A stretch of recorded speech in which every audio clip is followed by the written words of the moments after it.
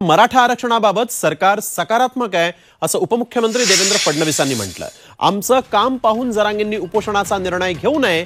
शिंदे समितीचा तिसरा अहवाल अपेक्षित आहे। मोठ्या प्रमाणात निजामकालीन नोंदीही मिळणार आहेत। ओबीसी समाजावर अन्याय होऊ देणार नाही असं देखील यावेळेस देवेंद्र फडणवीस यांनी म्हटलंय।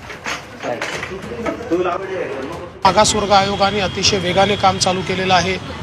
शिंदे समितीचा दुसरा अहवाल आलाय, तिसरा अहवाल देखील अपेक्षित आहे की ज्याच्यामध्ये मोठ्या प्रमाणात निजामकालीन एंट्रीज या हैदराबादवरनं त्या ठिकाणी आम्ही प्राप्त करून घेतो आहोत। राज्य सरकार योग्य काम करतं आहे हे लक्षात आल्यानंतर कदाचित तसा निर्णय तो घेणार नाहीत। आम्ही पूर्ण शक्तीने या ठिकाणी हे सगळं कार्य करतो आहोत।